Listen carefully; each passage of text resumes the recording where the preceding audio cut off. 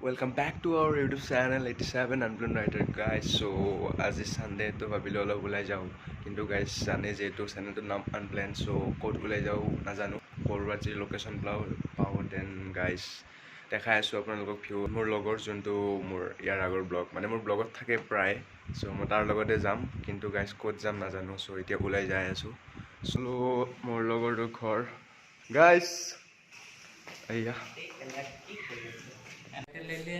So finally guys, এতিয়া মানে আমি ওলালো আৰু আমাৰ আজি যোনটো লোকেশন বহুত বিচাৰাৰ ফলত এটা লোকেশন পাইছো এন্ড হাৰ্দিক আৰু মই গৈ আছো so let's go এতিয়া এন্ড আজি ড্ৰাইভিং হি কৰিব আৰু আজি মানে আমি এখন বেলেগ গাড়ী নিম আমাৰ মোৰ স্কুটিখন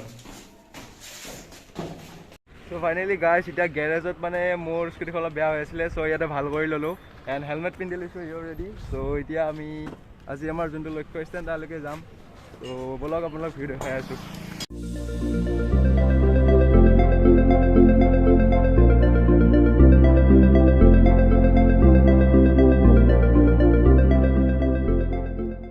লোকেশন গৈ আছো এইটো এটা ৰিজৰ্ট হয় ব্লগ আপোনালোকে বহুত মৰম দিছে গাইজ তাৰ বাবে থেংক ইউ এণ্ড এনেকুৱা আৰু আগবাঢ়ি যোৱাত ভাবি থাকিব তাৰ বাবে ধন্যবাদ অনুভৱ কেনেকুৱা আছে কিন্তু গতিকে আমাৰ যোৱা চানডেটো অলপমান ৰেইনি ৱেডাৰ আছিল বাট আজি গাইজ চাওঁ কিয় এতিয়া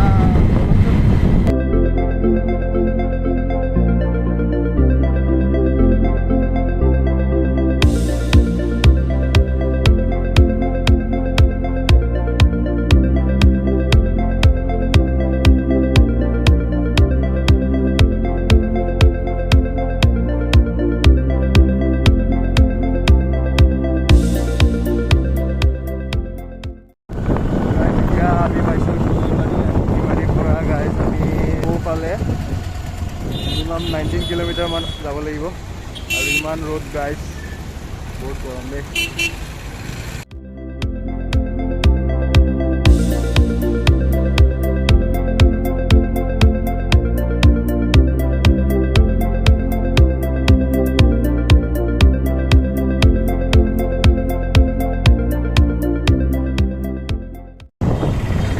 গণেশ মন্দিৰ জয় গণেশ আজি বহুত মানুহ চানডে বুলি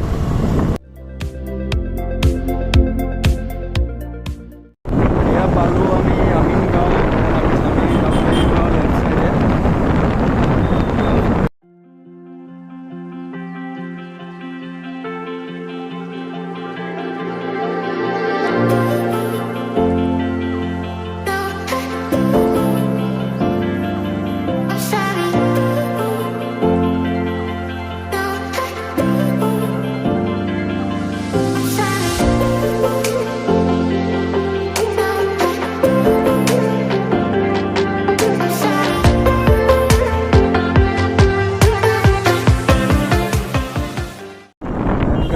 ইয়াৰ পৰা আমি সোমাম ৰাইট চাইডে ফালে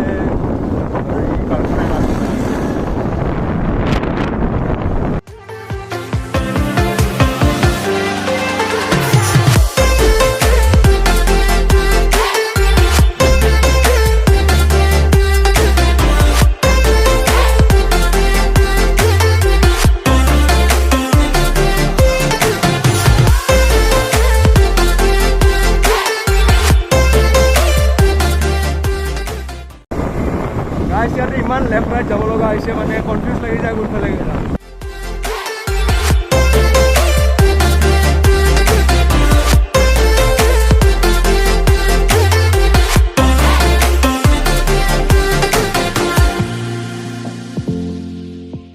নাজিৰা ঘাট ইয়াত প্ৰত্যেক মানে অলপ হেৰি স্পীড ব্ৰেকাৰ বহুত দিয়া আছে গাইজ আমি এইফালে যাব লাগিব ৰাইট চাইডে And guys, at this side is mountains and guys, ये रास्ता में सीधा कोई निकले दिर्घेश्वरी मंदिर जावा पारे आपण लगे जरी आईफोन इथं दिर्घेश्वरी टेम्पल चॅनल आईबो पारे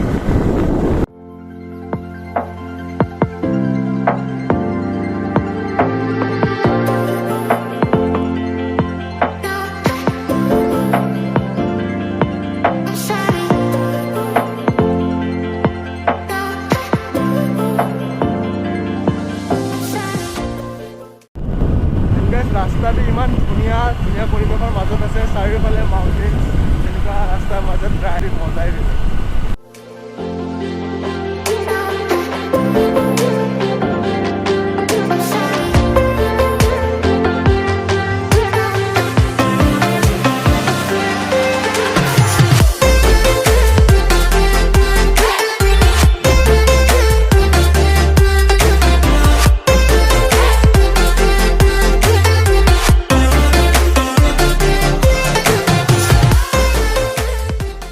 এণ্ড গাইজ আমি লোকেশ্যনটো আহি পালোঁ, কিন্তু আমাৰ লগত এটা বহুত ডাঙৰ সেই হৈ গ'ল, এই ৰিজৰ্টখন বন্ধ হৈ আছে, অফ চিজন বাবে হয়তো বন্ধ। চ' গাইজ ৰিজৰ্টৰ ভিউ দেখাব নোৱাৰিম, এনেই চাওক বাহিৰৰ পৰা কিবা দেখাব পৰা যায় নেকি সৰুকৈ, বাট গাইজ এয়া চাওক ৰিজৰ্টখন বন্ধ হৈ আছে। গাইজ অফ চিজনৰ বাবে ৰিজৰ্ট বন্ধ। এতিয়া আমি দীৰ্ঘেশ্বৰী মন্দিৰ যাম, আৰু ইও মানে দীৰ্ঘেশ্বৰী টেম্পল দেখা নাই। ত' এইকাৰণে গাইজ মই চেনেলটোৰ নামেই ৰাখিছোঁ আনপ্লেন, কাৰণ নাজানো ক'ত কেতিয়া কি হৈ যায়। হঠাৎ গাইজ দেখা নাই আনপ্লেন। গাইজ ভিডিঅ'ত আপোনালোকে বিশ্বাস কৰে নে নাজানো, কিন্তু সঁচাকৈ আমি গম নাপাওঁ এই ৰিজৰ্টখন বন্ধ আছিল বুলি। হাৰ্দিক হয়নে নাই সঁচাই গম নাপাওঁ। আমি গাইজ ভাল লাগিছে মেপত চালোঁ, মেপত চাই ভাল লাগিছে, সেইকাৰণে ওলাই আহিছোঁ। সেইকাৰণে এতিয়া আমি দীৰ্ঘেশ্বৰী মন্দিৰ যাম, এনে দীৰ্ঘেশ্বৰী মন্দিৰৰ ভিডিঅ' কাম গাইজ।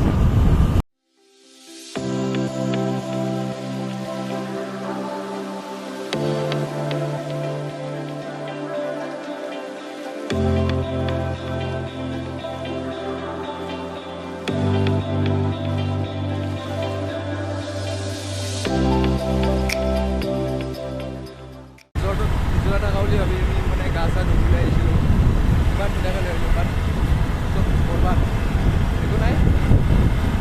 এণ্ড গাইজ আমি এতিয়া দীৰ্ঘেশ্বৰী মন্দিৰত পালোঁ।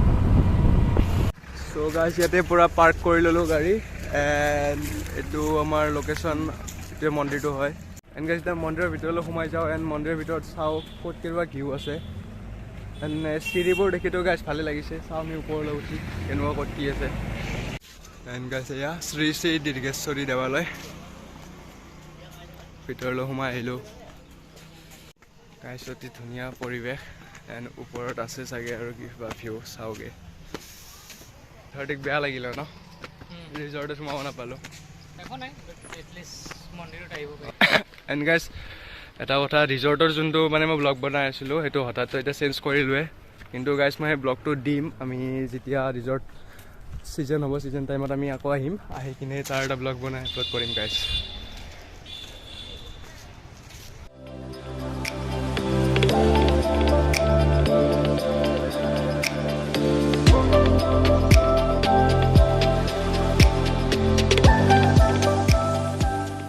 এফালে গাইজ হনুমান মন্দিৰ এটা আছে, গাইজ এইটোৱে শ্ৰী শ্ৰী দীৰ্ঘেশ্বৰী দেৱালয়, আৰু ইয়াৰ ভিতৰলৈ সোমাই যাওঁ আমি।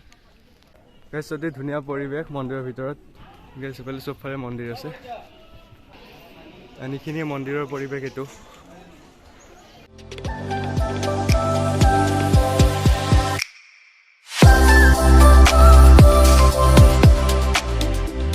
এটা ধুনীয়া মন্দিৰ, জংঘলৰ মাজত, মানে চাৰিওফালে জংঘলে জংঘল, গ্ৰীনাৰী গ্ৰীনাৰী। এণ্ড গাইজ এই বান্দৰকেইটা চাওক, পূৰা গৰমত পানীৰ ফিল লৈ আছে। এণ্ড গাইজ মই সূৰ্য পাহাৰ দেখাইছিলোঁ, এণ্ড ইয়াতো বান্দৰে জাপ মাৰি আছে পানীত। গাইজ এয়া শ্ৰী শ্ৰী দীৰ্ঘেশ্বৰী দেৱালয়, ইয়াৰ ভিতৰলৈ আমি সোমাই গ'লোঁ।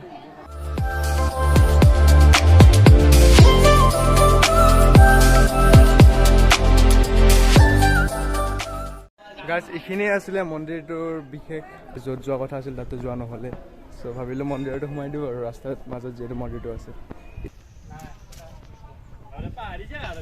গাইজ এইটো চাইডৰ পৰা মই আপোনাক ভিউ দেখাই আছোঁ যে ওপৰৰ পৰা কেনেকুৱা লাগে দেখাত।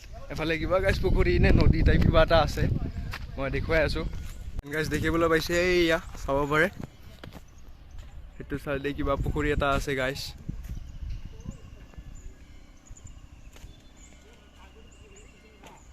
এণ্ড গাইজ এই দীৰ্ঘেশ্বৰী টেম্পলটো স্বৰ্গদেউ শিৱলিংগই নিৰ্মাণ কৰিছিল।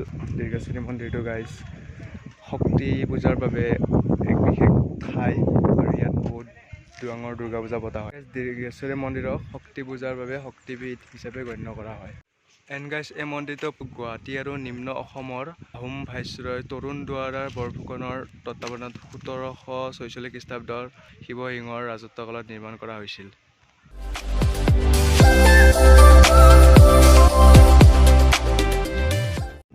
গাইজ আৰু এটা কথা, আমি য'তে যাওঁ ন চব মাউণ্টেইন ভিউবিলাকে পাওঁ। হঠাতে নাজানো কি হয়, হঠাতে মাউণ্টেইন ভিউবোৰ আহি যায়। আমি আজি ক'ত গৈ আছিলোঁ আৰু হঠাৎ ক'ত আহি গ'লোঁ। হঠাৎ ছানডে কাৰণে বহুত মানুহ গাইজ, বহুত মানুহ আহিছে ছানডে।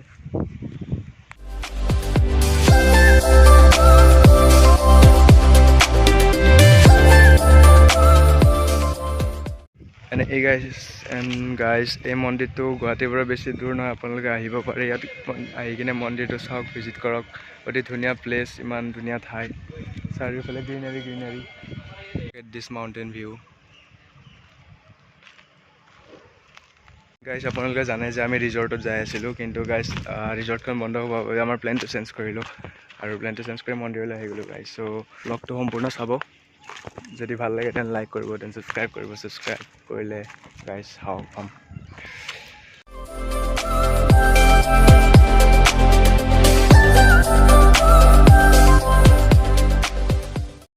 এণ্ড গাইজ এতিয়া ইয়াৰ পৰা ওলাওঁ আমি। কেনেকুৱা লাগিলে?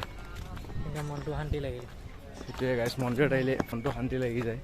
এণ্ড ইমান ধুনীয়া পৰিৱেশ, ইমান ধুনীয়া শান্তশিষ্ট পৰিৱেশ, চ' ভাল লাগি গ'ল। এণ্ড গাইজ আজি আমি যোনখনত আহিছোঁ এইখনত আহিছোঁ DO ষ্টেণ্ডাৰ্ড। আৰু এক্সামৰ পাছত গাইজ এখনৰ লগত মোৰ ব্লগ দেখিব ডেইলি। এণ্ড এতিয়া অলপ ড্ৰাইভিং মই কৰিম এণ্ড ভিডিঅ' কৰিব আমাৰ হাইডিকে।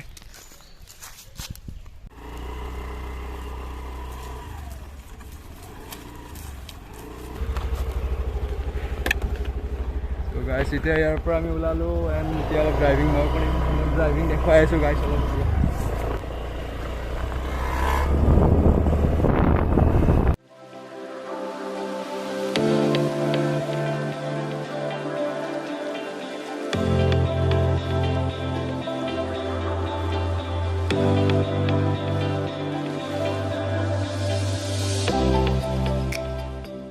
এণ্ড গাইজ যদি ভিডিঅ'টো চাই ভাল লাগিছে তেনেহ'লে like, share, subscribe and comment কৰিব, লগতে বেল আইকনটো প্ৰেছ কৰি দিব। আমিনগাঁও পালোঁ আমি এণ্ড এতিয়া আমিনগাঁৱত অলপমান পানী চানী খাই ল'লোঁ। এতিয়া আমিনগাঁৱৰ পৰা আমি ওলাম। ত' গাইজ ব্লগটোত ইমানখিনি আছিলে। ত' ভিডিঅ'টো মই ইয়াতে এণ্ড কৰিম। যদি ভিডিঅ'টো চাই গাইজ ভাল লাগিছে তেনেহ'লে লাইক গোটেইখিনি দিব যি যি আছে। আপোনালোকেতো জানে কিন্তু নকৰে, জানো নকৰিলে গাইজ ইমানখিনি আছিলে। ত' লগ পাম আকৌ এটা নেক্সট ব্লগত। ত' তেতিয়ালৈকে বাই বাই, টিল দেন।